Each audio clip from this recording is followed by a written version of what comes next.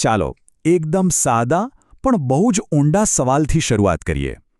આપણને ખબર કઈ રીતે પડે કે કોઈ પણ વસ્તુ જીવંત છે? મતલબ જુઓ, બંને સ્થિર છે, શાંત પડ્યા છે, પણ આપણે બધા જાણીએ છીએ કે એકમાં જીવ છે અને બીજો નિર્જીવ છે. તો આ તફાવતનું કારણ શું? જવાબ કોઈ એક બાબતમાં નથી, પણ એવી કેટલીક મુખ્ય ક્રિયાઓમાં છે જે બધા જ સજીવો કરે છે. આ જ ક્રિયાઓ જીવનનો આધાર છે. અને આ જ ક્રિયાઓને આપણે કહીએ છીએ જૈવિક ક્રિયાઓ.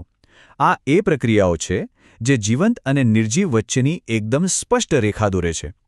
સમજો કે શરીરની અંદર સતત સમારંભકામ અને જાળવણીનું કામ ચાલતું રહે છે. અને જો આ કામ અટકી જાય તો જીવન પણ પૂરું થઈ જાય. તો ચાલો આ ક્રિયાઓ શું છે એને જરા નજીકથી જોઈએ. સારું, તો સૌથી પહેલો અને સીધો સવાલ એ થાય કે જો કોઈ વસ્તુ જીવંત છે તો એને દોડવા, વિચારવા, શ્વાસ લેવા, ટૂંકમાં દરેક કામ માટે ઊર્જા તો જોઈએ જ. તો સવાલ એ છે કે આ ઊર્જા, આ બળતણ આવે છે ક્યાંથી? અને આ સવાલનો જવાબ બહુ જ રસપ્રદ છે. કારણ કે આખી જીવસૃષ્ટિ ખોરાક મેળવવા માટે મૂળભૂત રીતે બે ભાગમાં વહેંચાયેલી છે. એક છે સ્વયંપોષી, જેમ કે વનસ્પતિઓ, એ પોતાનો ખોરાક જાતે જ બનાવી લે છે. અને બીજા છે આપણા જેવા વિષમપોષી, જેઓ ઊર્જા માટે બીજા સજીવો પર આધાર રાખે છે. પહેલાં સ્વયંપોષીઓની વાત કરીએ, અને એમાં વનસ્પતિઓ તો માસ્ટર છે. આ જુઓ, વનસ્પતિના પાનનો આડો છેદ. આ કોઈ સાધારણ પાંદડું નથી, આ તો એક હાઈટેક સોલર પાવર્ડ ફેક્ટરી છે. એની અંદર હરિતકણ નામના નાના નાના ઊર્જાના પાવર હાઉસ ભરેલા હોય છે. આખી પ્રક્રિયા, જેને આપણે પ્રકાશ સંશ્લેષણ કહીએ છીએ, તે કોઈ જાદુ જેવી લાગે, પણ હકીકતમાં એ 3 સીધા સાદા સ્ટેપ્સમાં થાય છે. પહેલું, હરિતકણ સૂર્યની ઊર્જા પકડે છે.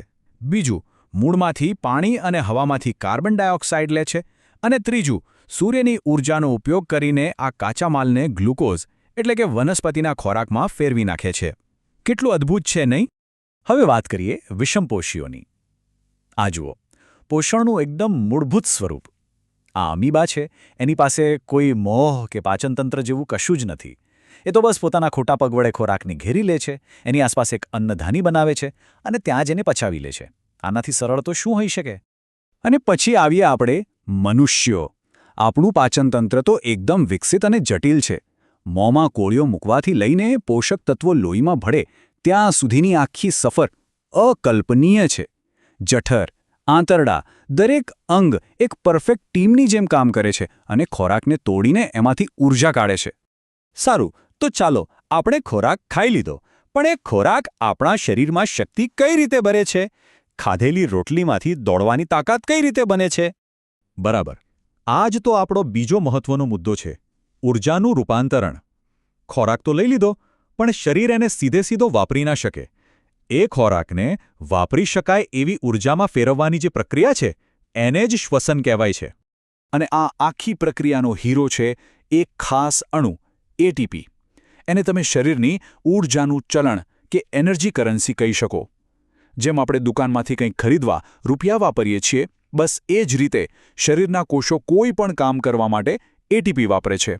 જુઓ, આ ચાર્ટ કદાચ થોડો જટિલ લાગે, પણ એનો સાર એકદમ સરળ છે. ખોરાકમાંથી જે ગ્લુકોઝ મળ્યો એ અહીં ઓક્સિજનની હાજરીમાં તૂટે છે.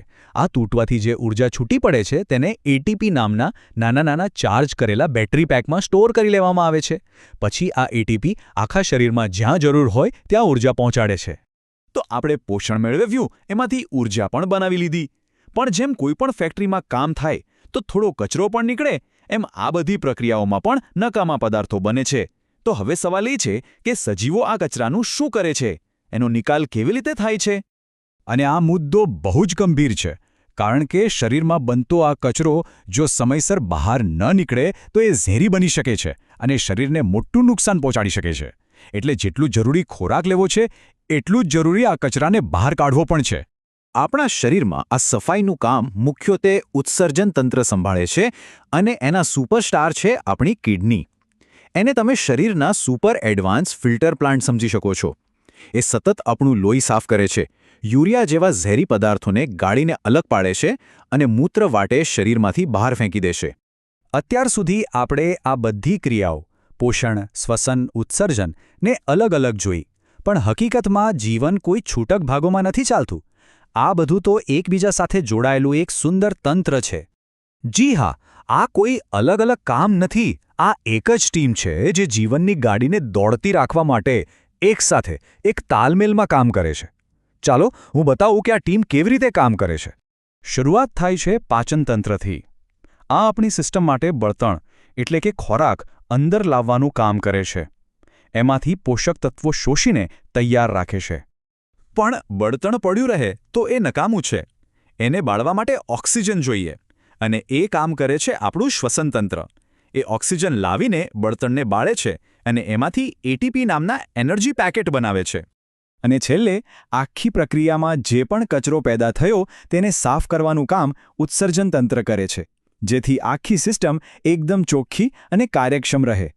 પોષણ, શ્વસન, ઉત્સર્જન બધું જ એકબીજા સાથે એક સૂરમાં જોડાયેલું છે. અને સૌથી અદ્ભુત વાત તો એ છે કે આ બધી જ જટિલ સિસ્ટમ આપણા એક પણ વિચાર કર્યા વગર આપમેળે સતત ચાલતી રહે છે. જરા વિચારો, આ વાત આપણને જીવનની પોતાની રચના વિશે શું શીખવે છે? કેટલું અકલ્પનીય અને સ્વસંચાલિત છે આ બધું, ખરું ને?